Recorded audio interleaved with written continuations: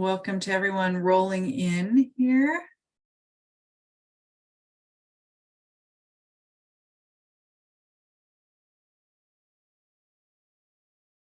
Give it a few minutes and then we will get started with the topic.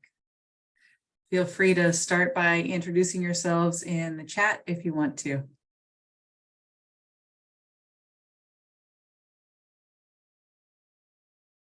And maybe you can say if you got rain this past week. It's really always so amazing. Like, oh, yeah, we still have rain falling from the sky. It's always feels like such a miracle. Yeah. Oh, I see at least one other Oregon rolling in there when we got going. So Laura, you're not alone. Got Maya and his family on there too.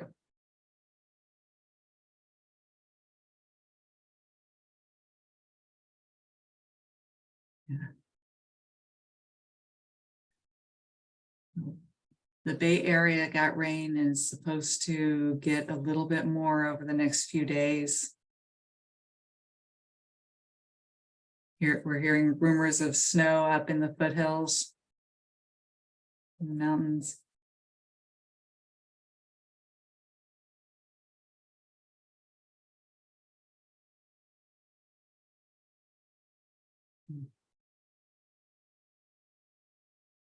It's nice seeing everybody spread out in all the different places. Snow at Lake Tahoe. We'll take it.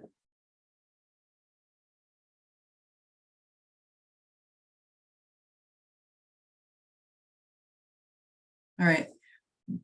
As we get going, just some housekeeping. We're gonna use the chat to talk kind of amongst yourselves. Ooh, I see Redlands. My family's been in Redlands for 6 or 7 generations.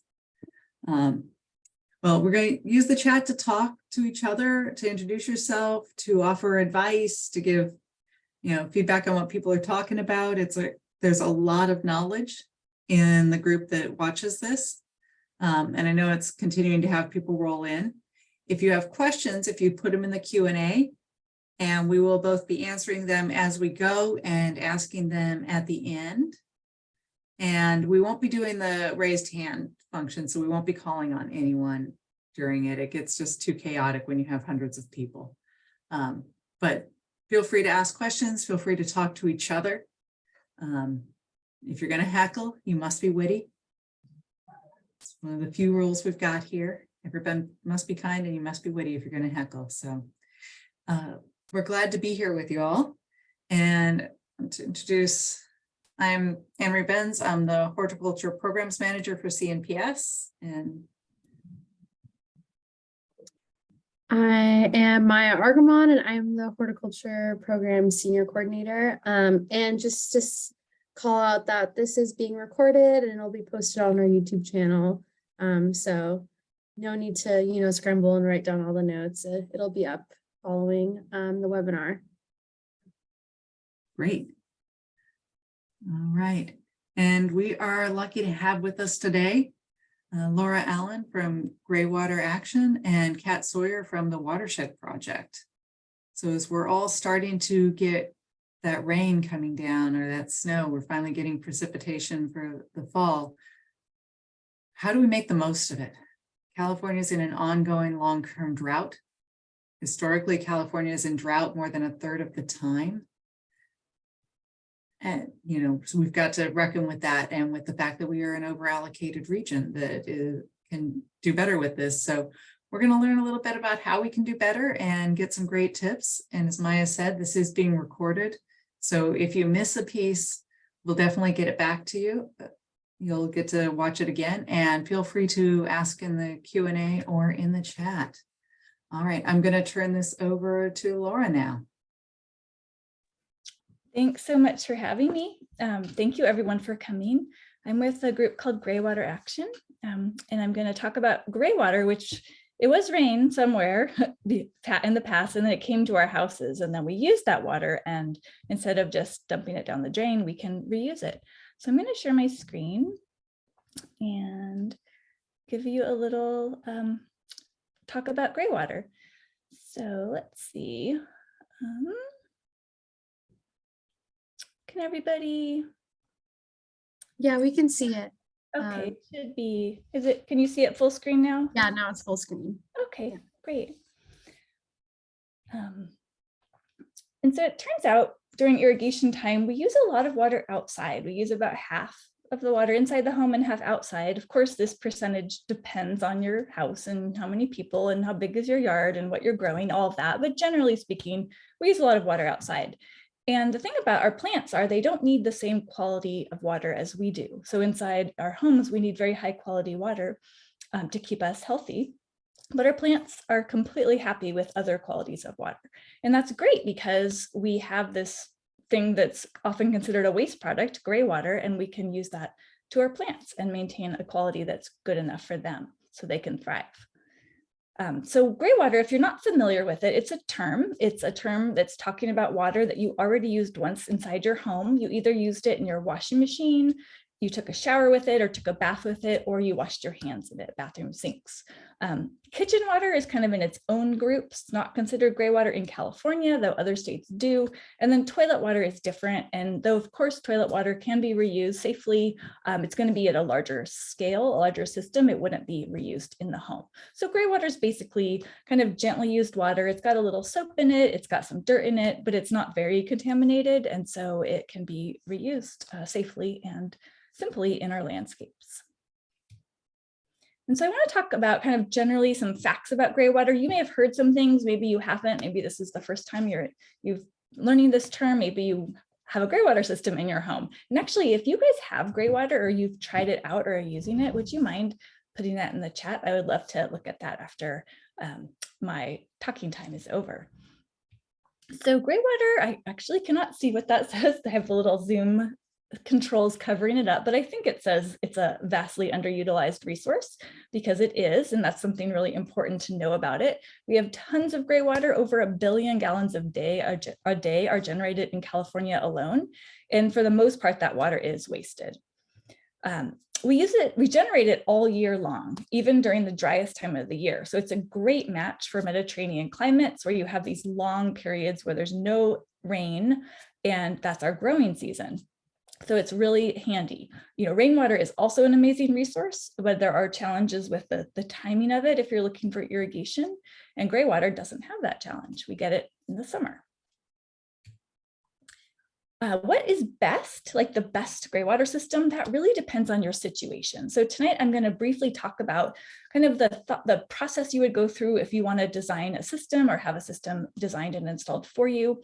But really what's best is going to depend on your particular site. So there is no, one size fits all with gray water, just as there is no one size fits all with plants and with your landscape. It really depends. The quality of gray water, when it's residential gray water, it's coming from your house. You get to decide what you put in that water. And so it can be an excellent source of irrigation water, or it could be hazardous to plants, totally dependent on what you put down the drain. And the great thing is, with a little bit of education, you can choose products that are going to make your gray water a suitable quality for long-term irrigation of any type of plant. And I'll tell you what that means in a couple of slides. And so for water savings, most people are interested in gray water because they want to save water. But if you're going to save water, you have to replace existing irrigation. So this may sound completely obvious, but sometimes people miss this mark when they're putting in a gray water system. So you have to be irrigating, number one, and then you have to take those plants off of the existing irrigation and replace that with gray water. You're not going to just put gray water right into your existing irrigation system. It doesn't work that way. You're going to be doing a new system that could be in parallel to your existing system if you want to back up, or it could be irrigating a part of your landscape that maybe you watered by hand, but it's only going to save you water if you're replacing existing irrigation. And so I'm going to go briefly over 5 steps for a successful gray water system design. And these steps are going to be the same no matter what part of the state you live in, no matter what kind of plants you want to water. They're kind of general. So just wanting to get you thinking about how you would go about this process. And in a short talk, you're not going to get enough details to go out and do it, but you'll have enough of an idea to know where to go and kind of what you need to be thinking about. So that's my hope for this talk tonight. So the first step is to understand your options. There are, I'm going to call them tried and true gray water systems. So there's a lot of gray water systems out there that many people have installed. Professional installers know how to install them, kind of understand how they work, how complicated they are, how much maintenance they take. And those are systems that I would encourage you to look into first. People experiment, people try all sorts of things. You can do that too, but if you really want a system that just works, then I'd recommend going to the tried and true systems. You want to find one that meets your needs based on your landscape, your house, your plants. You'll need to know how much they cost and how complicated they are to install. That will help you find an installer. And then how much maintenance. So anything you do takes some amount of maintenance, any system that you have in your home. For gray water systems, there's some that take very little maintenance, like once a year, and there's others that take much more frequent cleaning out of filters, for example.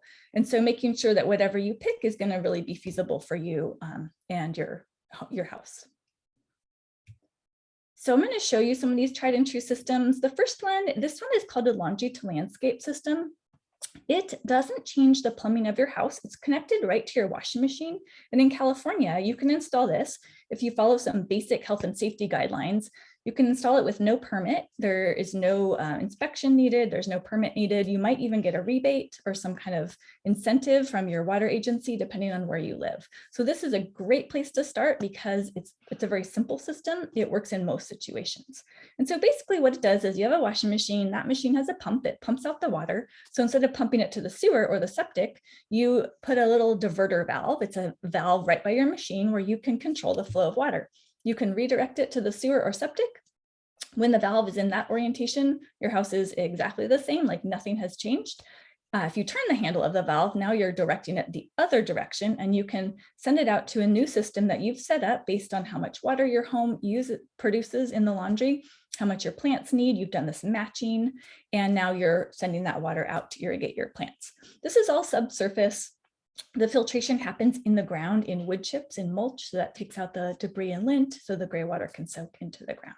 This picture is just kind of showing you the general flow of the water.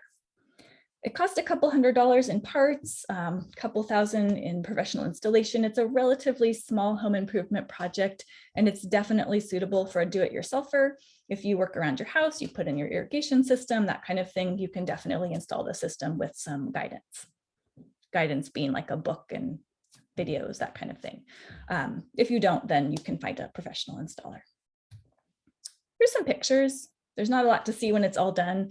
Picture on the left, that's a Southern California landscape. There's fruit trees, a row of fruit trees. You see the little green circles, those are irrigation valve boxes. They're adapted to distribute the gray water below the ground into these mulched basins where the filtration happens and the gray water soaks out into the soil. Picture on the right, that's in San Francisco. The gray water out basins are kind of dispersed in this landscape. You can't really see them anymore because it's irrigating, or the plants have kind of grown over it.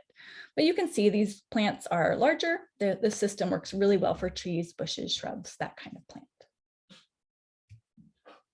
So there's another system from showers. So if you want to tap into other sources of gray water, you're going to have to get into your plumbing. That triggers a plumbing permit. And now you can redirect the gray water outside. Sometimes this all can work with gravity. And if your house is set up that way, it's a great system because with gravity, there's no extra energy needed. There's no moving parts. There's really not a lot to break with the system. It's very easy to have this kind of system if your site works. So in this image, you can see the gray water is diverted underneath the house. You have to be able to access it. And then it's flowing by gravity being divided up into the landscape to irrigate trees. Fruit trees are really nice. You'll see lots of pictures of fruit trees irrigated by gray water, but you can irrigate other trees too, of course. Just a lot of people like to grow fruit, and so gray water is a great source for that. Sometimes you can't use gravity and you want to use other sources like showers or sinks, or maybe your laundry, maybe your yard's uphill. And so then you need to pump your gray water, and you definitely can. You can direct that water into a small tank. You're not storing it. It's very different than rainwater, which you can store. Gray water contains nutrients. If you try to store it in a tank, it will become anaerobic and smell bad, and the quality will degrade. So the legal limit is 24 hours. You're allowed to temporarily collect it up and then pump it out into your landscape. So the picture on the left is showing just a tank and a pump getting the water going out. The picture on the right is showing a really common little setup that people use if it's just a one shower or one, maybe you have a basement laundry you have to get out of. And that's just a brand, it's called SaniFlow. And it's just a little container that has a pump inside that pumps out the water. And then it goes out into the landscape. And lastly, there are systems that pump and filter the water. So landscapes that require drip irrigation, maybe there's a lot of small plants, so you want to send a little teeny bit of water out to a much broader area. You have to take out the debris in the gray water first because it will clog drip emitters. And then you need to use a special irrigation components that are made for dirtier water. So even filtered gray water is not clean enough to go into a conventional drip system. It needs to go into a system designed for treated wastewater or treated gray water. But basically, once you've filtered it and pumped it out, it's going into a drip irrigation system, which I'm sure you're all familiar with. The filter does need to be clean. So that's a kind of Achilles heel of these systems is the filter has to be maintained, otherwise the whole system will fail. So here's a couple of these, the Water Lab. This is a Bay Area company. They Water Sprout is their installation side, and they do pretty much new construction, high-end new construction, because these systems are quite pricey. But you can purchase their systems separately with the Water Lab. They have smart and then not smart. I think they're called simple. And also there's other companies like Water Renew. So if you're interested in that kind of system, that's a place to start some research. So I talked about the quality of water and how you have complete control over it because you are deciding what to put in down the drain. So you want to choose what's called plant-friendly products. So they're going to be very low in salt, which means a powdered box of powdered laundry detergent that is full of salt. So that's not good for your plants. You also want to have it free of boron. Boron's a plant mycotoxin. So if you're putting a lot of boron in your soil, it can build up over time and cause harm. And then also chlorine bleach, you don't want to use that. You can always turn off your system. So if you on occasion use chlorine bleach, or on occasion you want to use a cleaning product that's maybe containing lots of salt and boron, you can always turn your system off. But under normal usage, you want to pick products that are not going to contain these ingredients. There's lots of options. They're going to be liquid products, or like if it's for your laundry, there's soap alternatives. Those are little strips that are kind of in between. They're not liquid, but they're not a powder. I'm forgetting what they're called. And then there's like the ozone treatment systems. There's all sorts of alternatives to detergents, and those are suitable for gray water. There's also hydrogen peroxide bleach, which is suitable for gray water. And then lastly, if you live in a place where you have water softeners, you can't use sodium-based softened water. You'd have to use an alternative to that. Is 7th generation detergent okay? It used to not be, but I believe they changed their ingredients. So check their ingredients and make sure there's no boron in it, because they used to have boron in it, but I believe they removed it. Cool. So a couple of other considerations. So gray water is not potable. And for the most part, we're used to irrigating with the same water that's coming out of like our kitchen sink that we might just, grab a glass and drink from. The water coming out of our hoses, for the most part, is that same quality of water. Gray water is different. So we have to kind of retrain our brains to think about how we can use this resource so we don't cause any unintended problems. So there's a few things not to do. You don't want to have contact with it. So you want to design your system where the gray water soaks into the ground. California requires a 2-inch cover of mulch or some kind of cover to prevent that direct contact. You don't want to water root vegetables. That is to prevent someone from accidentally eating gray water, which is not healthy. So you can water food plants, that's fine, as long as the gray water doesn't touch the part of the plant you eat, like a carrot. And then the other thing is gray water contains small amount of nutrients. If you're putting a little bit of nutrients to your trees, that's called fertilizer. That's a good thing. We like to, fertilize our plants. But if you're putting fertilizer, even small amounts, into a waterway like a creek or a river, that's pollution. That'll cause algae to grow and take oxygen out of the water and harm other living things. And so gray water has to stay on your property. It can't go into a storm drain, can't be too close to a creek or river. There are things called setbacks. So there's limits where let's say your property is adjacent to a creek or a river, you can still use gray water if you have enough space between the creek and where you want to water. It's 100 feet horizontal distance. So that's something to be aware of if you live near a waterway. And I think I said all of that parts. So let's move on. So that was the first step. So there is a research phase of this, which is understanding your options. The next thing is to look at your site. So your site is going to affect what is available, what systems are going to work for you. Like, do you need a pump or can you use gravity? Things like that. So slope of your yard, setbacks, like I mentioned, the creeks are a setback. There's several setbacks to be aware of, like property lines. You just have to be a couple feet away. So most of these are not very prohibitive, though you do want to look at all the things about your particular site. Your soil, that is going to affect how big of basins you need to build, because you want the gray water to soak down and not pool up or run off. So if you live somewhere with slow draining soils, you'll need a bigger area to distribute the gray water. Then we have plant choice. Basically, gray water is irrigation water, so you can water any plant that wants to be irrigated. Logistically, it's easier to water bigger plants just because it's easier to send, more water to fewer places in these systems. But you can water any plant that wants to be irrigated. And then the plumbing of your house, can you access your different fixtures, that kind of thing. Those are all everything you're going to look at to assess what system might work for your particular site.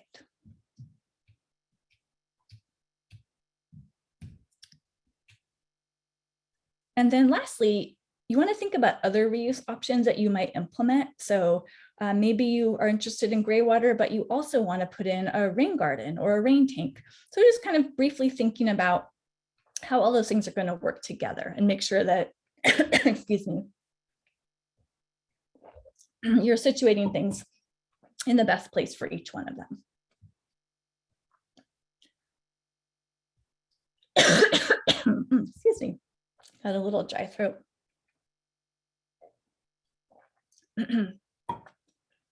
So this is a picture of kind of a classic gray water irrigated landscape.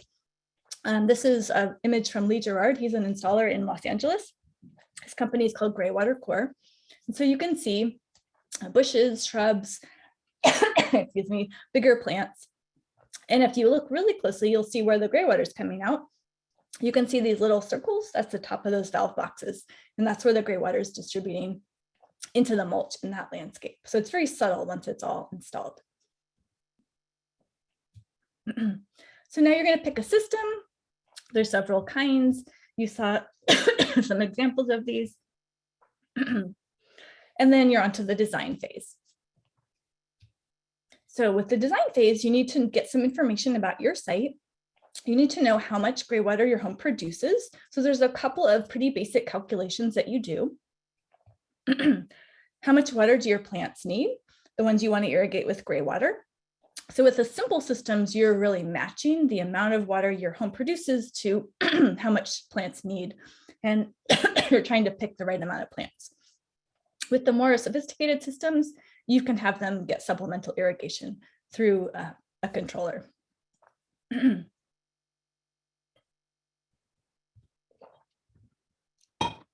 Regulations, of course, are going to be part of your design. Do you need a permit? If you're doing a laundry to landscape just from the washing machine, you typically don't need a permit if it's just a single family home or a duplex. But you do need to follow the health and safety guidelines. And then making sure you understand the basic health and safety guidelines so your system is going to be safe for you, safe for other people, safe for the environment. The code, the plumbing code where gray water is regulated spells out all the things you need to do to keep that safe, but it's good to be aware of things like making sure it doesn't run off or pool up, that you're not too close to a creek, things like that. So we're on to the last step, step 5, you're going to build the system or you're going to hire someone. And as you saw in these pictures or in these different diagrams, some of the systems are quite simple and straightforward. Others are much more complicated. So you're going to want to find someone that their skill set is matching the kind of system that you want. There's a few specialized parts. So making sure you know where to go to get them if you're doing it yourself. And then if you're working with someone, just making sure that you can successfully communicate what you want so they can make the best system for your home. So I'm going to end with some resources. Graywater Action, that is the website. So we have a lot of these resources online. There is a forum where you can post questions and get answers there or see what other people have asked.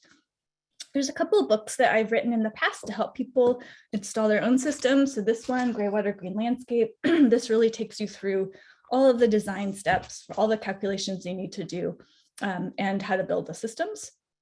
So that's a good resource. There is a manual, you can see the picture up there, the San Francisco Graywater Design Manual. That's a free download, and that has a lot of kind of walking you through just the laundry to landscape system. It's for San Francisco, so if you don't live in San Francisco, you'll have to do a little bit of adjustment for the how much water your plants need, but other than that, it's going to work for anybody in California. And then we have some other language resources on our website. We have some Mandarin language resources as well as Spanish. So that is a good place for you to go to learn more. So I'm going to stop there. Great. Are you up for a couple of questions? Yeah, I'm going to stop my share. All right. Okay. So we've had a couple of questions about using concrete slab when there's no basement or crawl space. Can it work? Does it need to be on an outside wall? Yeah, slab on grade foundations are a big challenge for shower water. I would say start with your laundry. But if your pipes are going into cement and you're not planning on like doing a lot of big renovations, I'd say they're kind of economically inaccessible. Sometimes people will build an outdoor shower and they'll especially if they can't access their shower pipes, they'll just go outside, put some kind of simple outdoor shower and then directly send that into the landscape. So that's an easy way around that.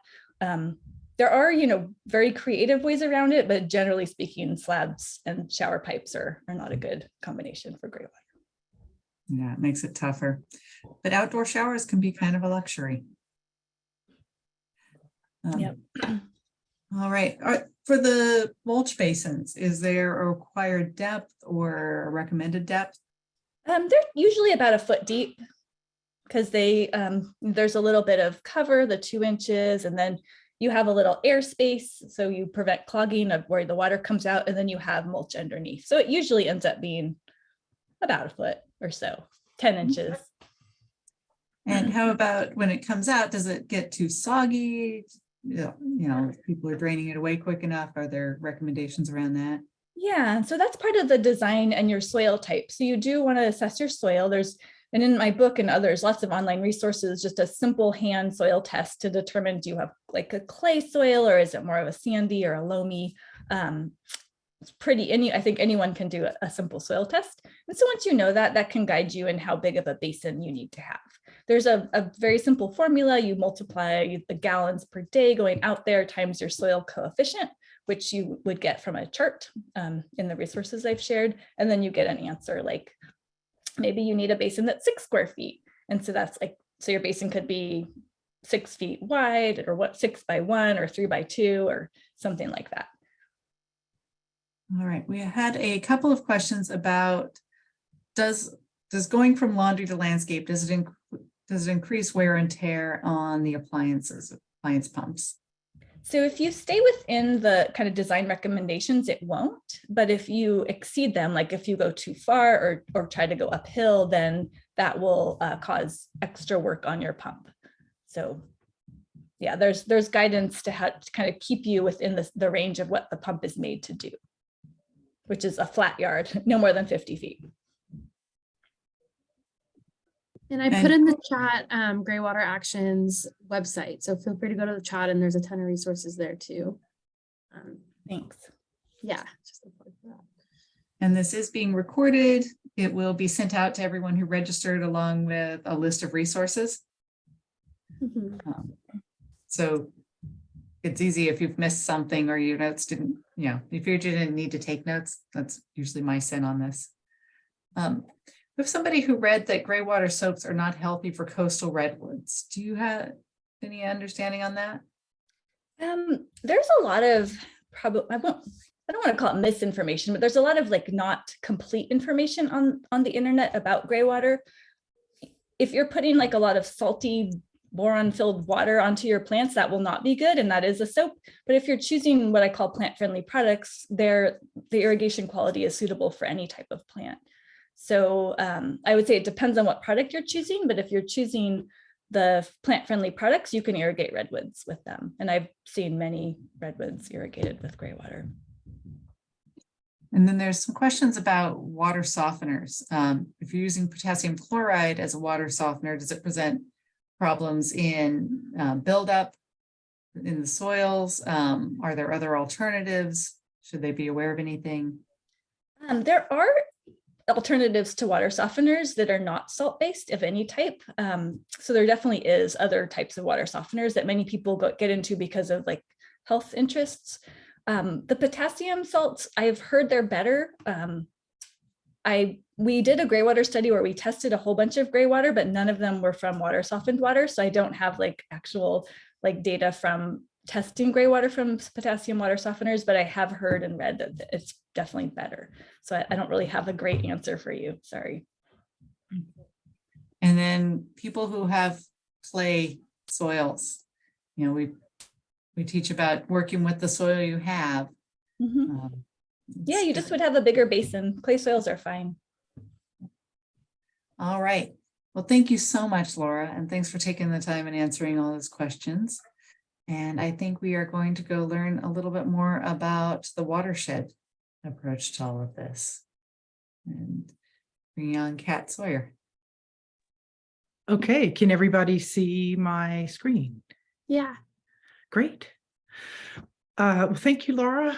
I'm going to talk to you a little bit about rainwater catchment today, but I always like to kind of start things off by talking about water in context. And I just want to remind everyone that we all live in watersheds, but we just don't think about it a lot, especially when we live in cities.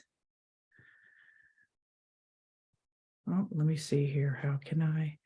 Sorry, I'm having trouble advancing. Oh, there we go. So these are the headwaters for the Bay Area's water supply. This is in the Sierra Mountains. This is the Tuolumne River. Just again, reminding us that, you know, our water starts sometimes from far away where we get our drinking water.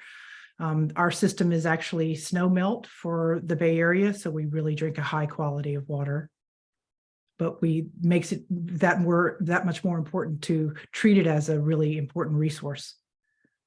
So if you see this graphic of a natural watershed, you can see that when it rains, there's all kinds of opportunities for the rainwater to get slowed and it sink into the ground and get filtered by the soil and the plants, and then recharge groundwater, flow into creeks and streams.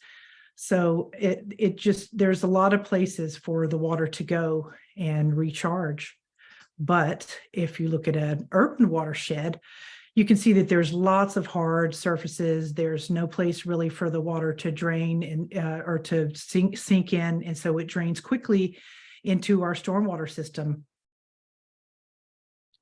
And if you can see, this is the Bay Area from space. But the Bay Area is the gray area. That's all that paved gray space there. And in cities, we often treat stormwater like it's a problem. Like we don't treat it like a resource. We pave it, we pipe it, we pollute it, when what we really should be doing is slowing it and spreading it and sinking it. So the goal would be to try to help our cities become more like sponges and let that water sink slowly into the ground and recharge our underground aquifers and our creeks and streams. So one of the things that can help cities become more like sponges is green infrastructure, and rainwater catchment is a part of that. Look at all these cool options here, from green roofs, bioswales, water efficient buildings, and rainwater harvesting. You can see that everything that we can do to save the water, reuse it, and let it soak in helps our cities to become more resilient. And also it has a lot of benefits for people who live in cities, makes them more livable, more resilient and beautiful.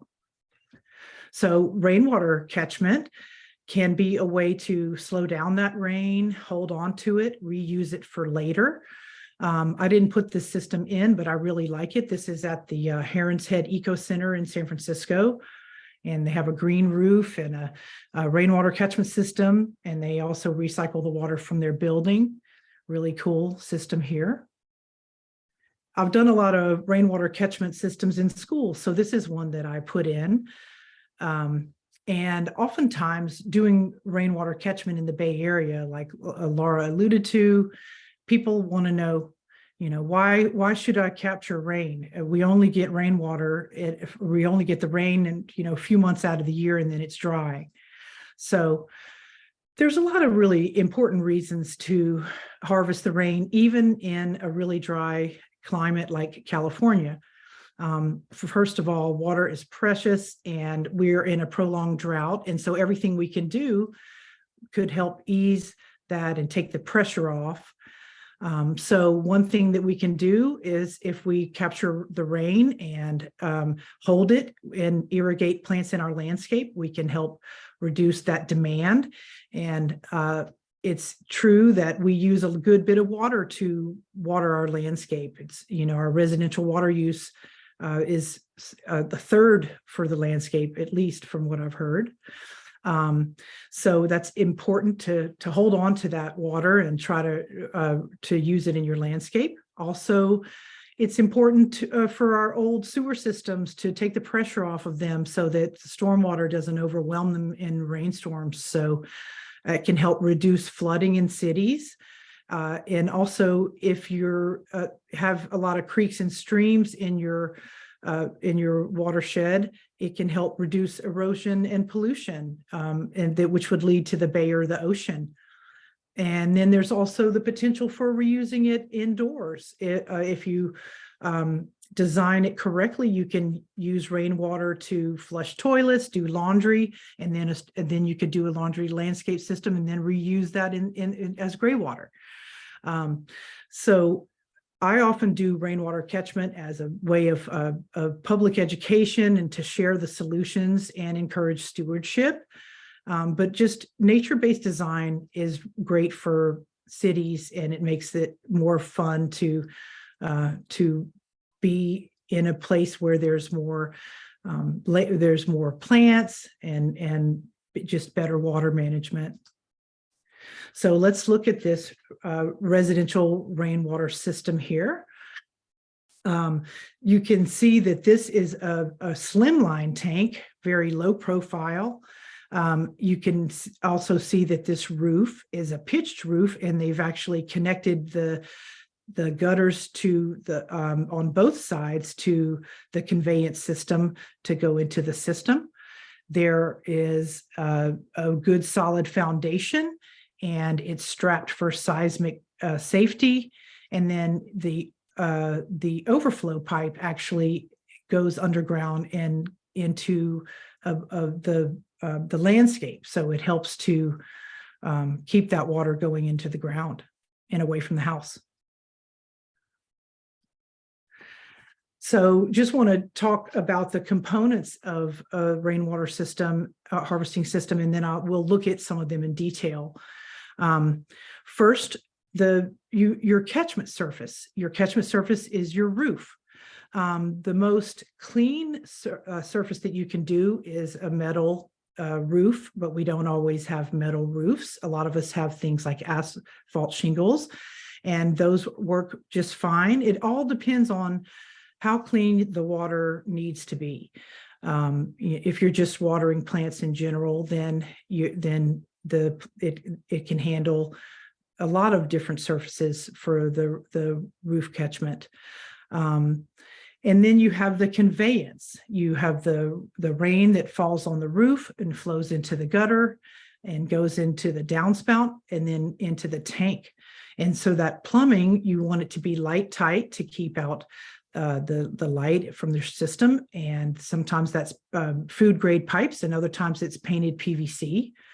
Also, on the way down, you want to have screens for the debris and make sure that no mosquitoes can exist there, so that takes that away.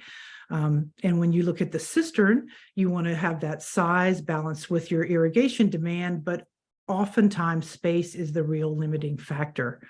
And when you locate your tank, you want it to be close to the downspout and have an easy delivery path, but also you want your tank to be close to the plants that you want to water as well. Again, that foundation has to be strong. Water is heavy, 8.6 pounds per gallon. And when you have a lot of gallons of a cistern, it really adds up. And in the Bay Area, for sure, you want to have that seismic support. Or a good height to width ratio for your tank. There's also something called a first flush diverter, which keeps the initial dirty runoff out of the tank, and I'll show you that. And then have the overflow flowing into a pervious surface. It's always good to have that if you can. So here is a little diagram of a system. And you can, your roof catchment surface is going to be what determines how much water that you can actually capture. Your conveyance is your gutter going into the downspout and flowing into the tank. And so when it starts to rain, you can see it the rain going into the gutter, and there's a leaf screen that will keep your debris out of the tank. And then there's that first flush pipe. So that pipe actually helps to divert the initial rain that might have, dirt from your rooftop, some bird poop, or some kind of organic debris. That keeps all of that out of your tank because it lets that water flow into the first flush pipe, and then there's a plastic ball that floats on the top, and it lets the first flush fill up. And then the ball will seal off the first flush pipe after a while, and that clean water flows into your tank. And once the tank fills, the overflow, if possible, should be directed into a rain garden so that you don't waste anything. So now that I've said all those things, you can look again at this graphic and just be reminded of all the different parts of a very simple rainwater system. This is gravity fed. Your hose bib comes out at the kind of the bottom foot of the tank. And, again, a reminder that rain gardens really help to sink the water. And those are so important to have as a part of your rainwater system. So instead of just letting it, go onto the concrete, if you could get it if you can direct your overflow into a rain garden, it's specially designed landscape that can hold water and let it infiltrate. And it can help your property become more like a sponge. So sizing your cistern, just thinking about how much rain you can capture from your roof. You first want to identify your downspout. Is it just one downspout that you can capture from? Is that capturing from half your roof, a quarter of your roof? But the rule of thumb is that you get 0.6 gallons per square foot of 1 inch of rainfall. So 1 inch of rain on 1,000 square foot roof collects 600 gallons of rainwater. In the Bay Area, we average 22 inches of rain per year, and that's in our rainy months. And of course, the rest of the year is pretty dry. But if you take 1,000 square feet times 0.6 and multiply that by 22 inches a year, you can get over 13,000 gallons of water. And when you think about that, I mean, you're not going to even have room for a 13,000 gallon tank. So you're going to have a smaller tank, and you're going to hopefully drain that and refill it several times over the rainy season so that you can use as much as you possibly can. And again, another reminder that space is really the limiting factor here. You want to really think, how wide is your garden gate? You don't want to get a rain tank that you can't actually place in your yard. But the goal, of course, would be, especially in California, that you would want to get as big of a tank as you possibly can. This person's smiling because they can fit a really big cistern on their yard. And of course, that may not be the case for everyone. So you might want to daisy chain some tanks together. You can see here that the downspout has been cut and it's directing the water into the rain tanks. They don't have a first flush pipe on this, and they may have a really clean surface for their roof.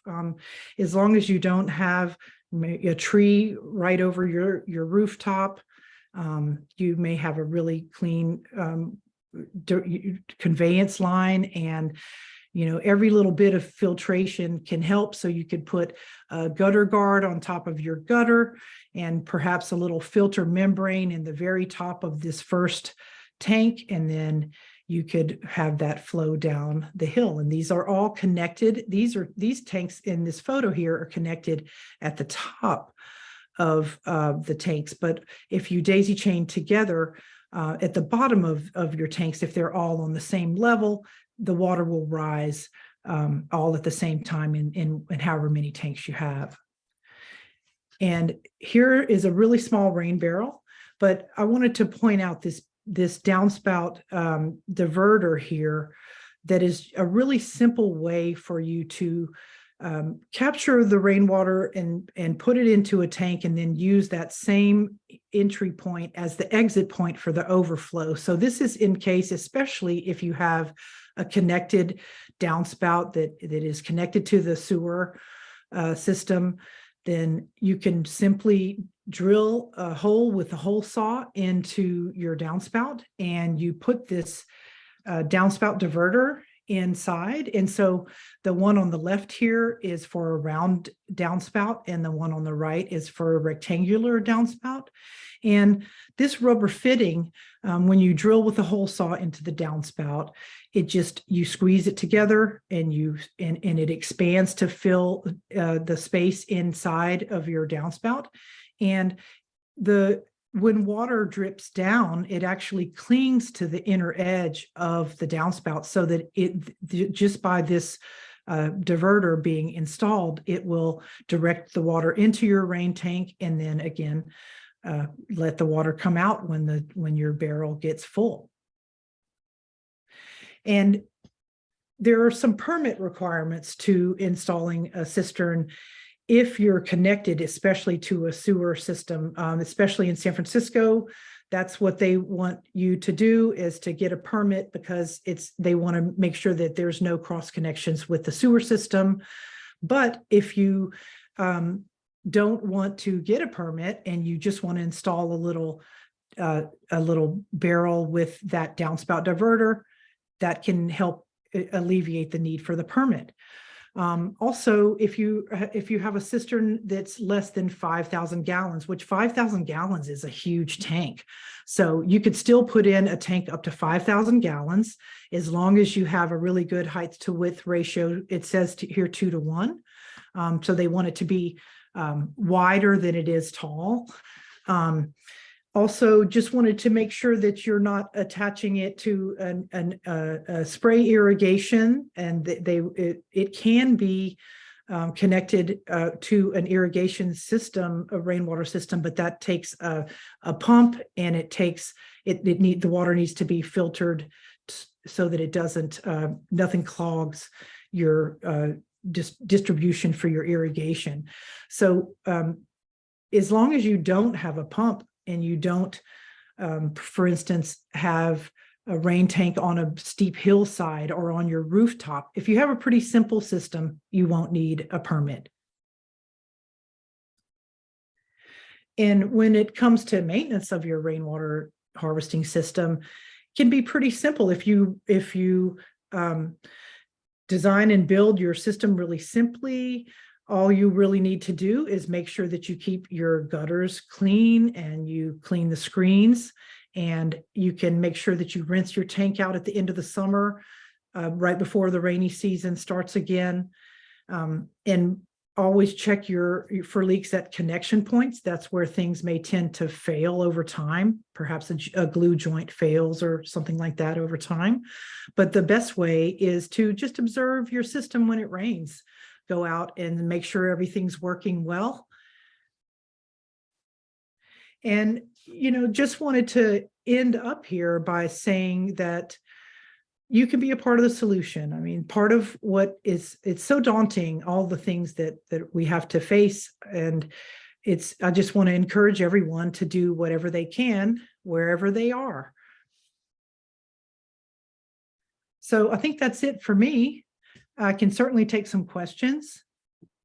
Great. Thanks, Kat. Sure. Got a couple of questions. Well, one of them in general, and I'm sure we've got a couple more of these.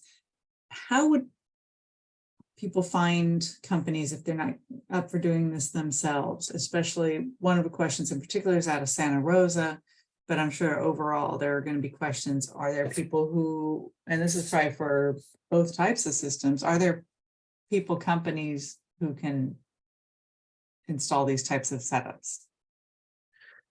Certainly. And I've found, I know that Graywater Action has a good list of resources on their website, I believe. I have found that, for instance, in the Bay Area, there's a store called the Urban Farmer Store. They carry everything that you would need for gray water, rainwater, really efficient irrigation. And they have a list of contractors that do work on for gray water and rainwater systems there. So I know that there's also ARCSA, the American Rainwater Catchment Systems Association, which is out of Texas. I think they have some resources on their website. So oftentimes it's just a matter of checking things out in your particular area. But a simple system you might feel comfortable putting in yourself. But yeah, when you need support, it's really important to hire a professional. And not all, but a lot of water districts try to keep aware of who's doing these as well. They might be a place to start too, if you have a good water district, particularly if they're supporting these types of alternative systems. We had one about kind of an interesting piece. Are you able to build rainwater catchment systems in an already built school building rooftop on your previous project? Somebody was curious about what procedures for risk management with building rainwater harvesting systems on a building where it's not designed for that and may have solar or other things going on. Yeah, I mean, you just said it, risk management. The liability concerns of a school district are usually quite big. And I've built almost 30 systems in San Francisco Unified School District. And for the most part, they will only allow an independent building like a bungalow or a shade structure or a tool shed, a garden shed. Oftentimes a big building is internally plumbed. So that's one thing that you may notice. You may want to capture water off a roof, but then you notice there's no downspouts, and that's because the downspouts are inside the building. So you have to have an external downspout that you can actually grab the water from. And then also, you want to be aware, like for instance, in San Francisco, oftentimes there are tar and gravel roofs. Maybe for big buildings like schools especially. And that's not a really good surface for rainwater catchment because it allows debris to get inside in the gravel. Also, it's an asphalt product, but that kind of thing the germs can build up and hanging out in those areas. So especially in schools, that's where the liability concerns really come in.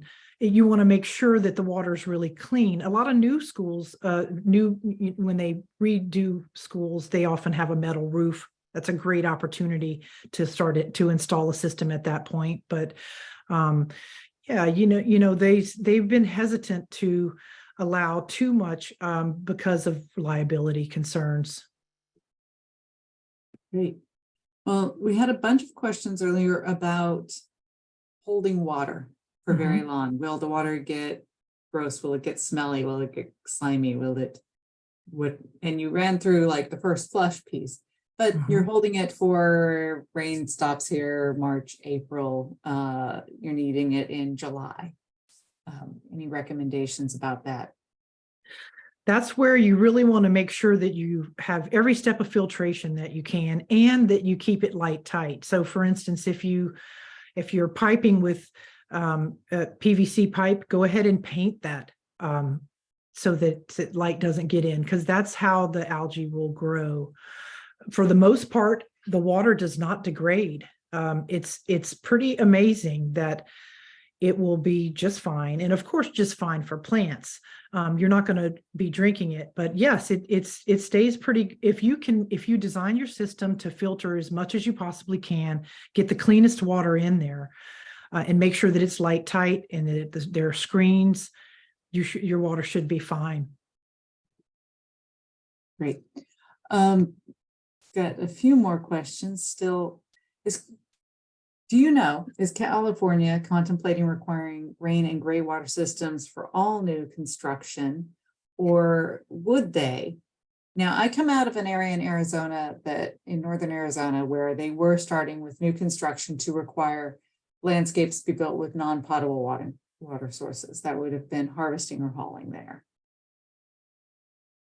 That is a great question. And that's how these things really happen. That's how we get this to happen. And, Laura Allen is an inspiration in the way that she went from being a gray water guerrilla to being gray water action.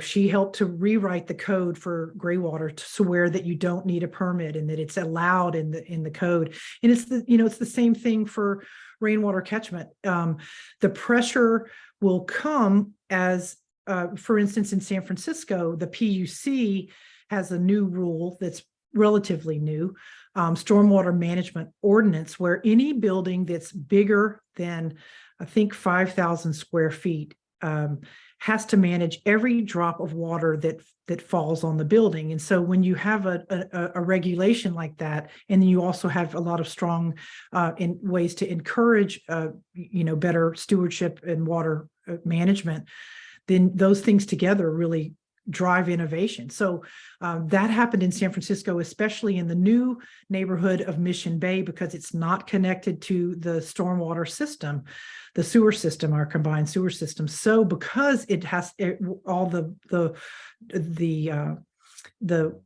discharge of any kind of building would flow into the bay, that's why they put that ordinance in place. And so what happens, because people have to design that from the beginning, they'll have a cistern that's underneath the building that all the rainwater flows to, and then it could flush the toilets. And then you'll notice there's a lot of kind of gray water or rainwater kind of green infrastructure around the building, where the water goes out into the landscape. So these kind of things drive innovation. It does. We've got just a couple of minutes, and we've got a few questions still. Good. It used to be in some states illegal to capture water. And going the other direction, we don't have any reason to assume that will ever be a problem in California, do we? I don't think so, and I think it was Colorado that was restricted that. I don't think so. I think that we have passed that point where we have to acknowledge that we need to manage water differently, and everything that we can do will make that better, whether it's gray water, rainwater catchment, conservation. I mean, I know someone who has done a lot of gray water, rainwater systems, and now he's concentrating the majority of his time on really efficient irrigation. So, conservation and just really good water practices from irrigation can do a lot for us. And just, in the same way, I remember seeing a chart from the water usage in the 70s, whenever the low flush toilet got in the plumbing code, all of a sudden water usage plummeted compared to what it was before, because it's those kind of things that once you install them and they just are a part of our day-to-day life, you don't even notice. That's what we need to do, more and more of that. Oh, fabulous. Well, it's been a really good talk, and it's a lot to think on. It is being recorded. It'll be sent out to everyone along with some resources. And you'll be able to rewatch Laura and Kat as needed for reference. That way you can also pause on the favorite slides. You know, we had a couple where people were like, no, go back. So you'll have the opportunity to do that at your own will. Next month, we're going to be talking about maintenance, year-round maintenance for native plants. Much like water, they require less than a standard landscape and also different than a standard landscape. So learn what you can do, what you should be doing, and when you should be doing it.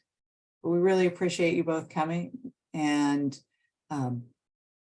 we'll round out this hour and let everybody be done on time and under budget.